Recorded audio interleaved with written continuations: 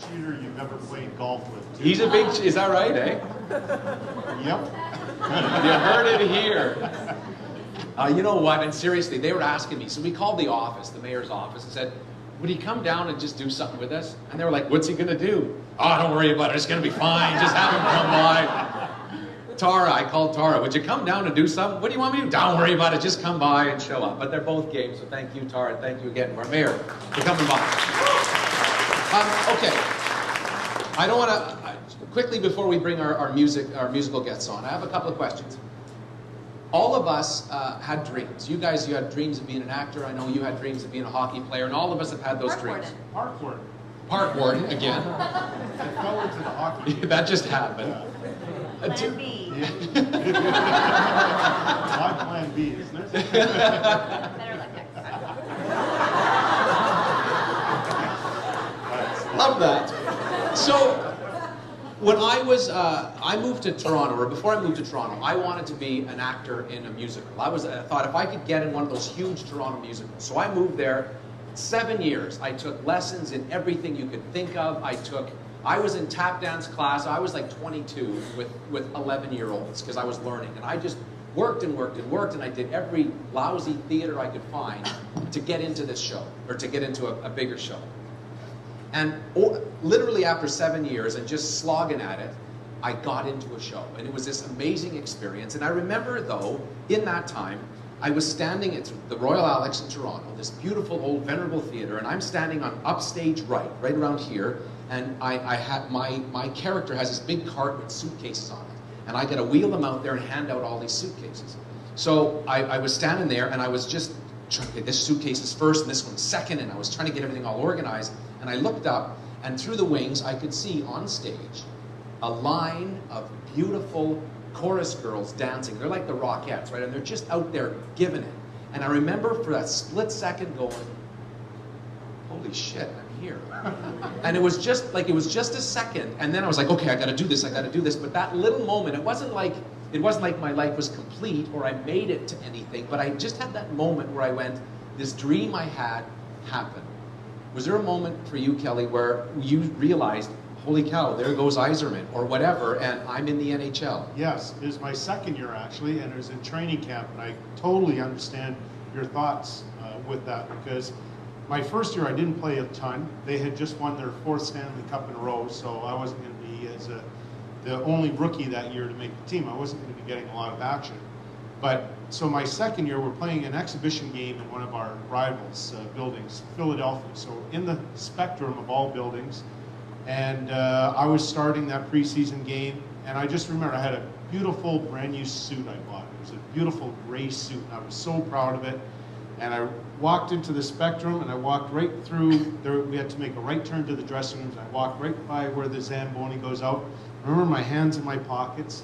I'm looking around at 16,000 and some seats, and I was like, I can actually do this. And I'm actually not going to be a one-hit wonder. I'm going to actually have a career, and I'm so proud that at that moment I kind of understood it and got it. It's really, that's a good memory. Thanks. There you go. That's a great story, Kelly. And Michelle, I know for you, it talks about how when you started, it was Joseph and the Amazing Technicolor Dreamcoat in elementary school, and I bet you at least half the people here have had that same experience. But for you, was there a moment where you were on a set or something where you realized, I'm doing it? You know what? You just brought up Joseph and the Amazing Technicolor Dreamcoat. So I wasn't an actor. That was in grade 4. Yeah. But I remember I had to be Potiphar's wife, which if you're familiar, she's like sort of the vampy, just kind of a slut. So when I was in grade 4, I got to wear a feather boa and pink lipstick, and I didn't even have any lines, but I just got to walk out there and be like, and I realized I could make people laugh just by walking out and going, or whatever. Yeah. And that was like, oh man, I can make people laugh. And at that point, was there a point for you where you said, this is what I'm going to do? Yeah, I don't know if it was as early as that. Yeah. But there was, you know what, to tell you the truth, it just sort of was the only thing I was good at. Fair enough. And it was like, what am I going to do? Well, obviously I'm going to do this because that's where I felt natural. Yeah. That's where I felt alive, was being on fit. stage.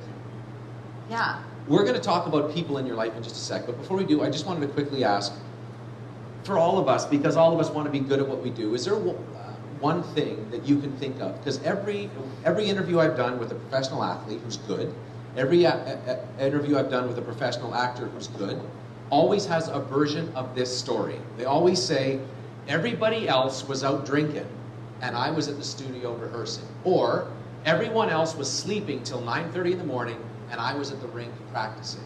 What is it that you would say, I'll pick on you first, Kelly, what is one thing you would say you did, either as a habit or just one that got you to where you ended up? Well, I'm not a morning person, so I wasn't that guy at the rink before everybody else. I think just you're exactly right. You miss out on some other things that, especially in the teenage years, don't get me wrong, I didn't live a sheltered life and so on, but clearly you have to make an exception at some point, or a decision in your life when everybody's doing something that sounds like fun, that you know what, actually I have to go for a run tonight. And many times, like, I know it was much harder for Don and I when we were younger, in the sense that you just had to, like 2 days, you had to, and I preferred to work out at night, so I would work out during the day, and then at night, at 7:30 or 8, bedtime for the kids, but that was my duty, and I had to do it, and we're good partnership that way, but you have to make so many sacrifices. Yes. Everybody has to. Sure. Was there something you had to do? Well, I just remember when we finished theater school, it was like, okay, now this is it. We're going to all be famous. And I remember a lot of my friends just sort of, I don't know, they didn't really take that next step. And I remember spending a good 6 months writing letters to every agent, to every director, calling people, just trying to say, like, how can I get out there? And I spent a lot of time just reaching out to people, and that paid off for me. And a lot of my friends were saying, well, how do you get an agent? And I said, I don't know, I just wrote them all letters, and I just did my footwork. I pounded the pavement, and I think that made a big difference for me. Is there a person you can think of in your life that, if it hadn't been for that person, you wouldn't have got to where you are? One person. It doesn't have to be the one, but just one. Yeah, my first agent, because it was a really slow time in Toronto, and I sent out all these packages like I was telling you about, and I only got that one call. She happened to be an exceptional agent in Toronto, Penny Noble. She's one of the best. She's been in the industry. You familiar? She's been in the industry forever, and for whatever reason, she took me in. I went and did read with her, and she said, well, you're gonna have to do some training and get a little better.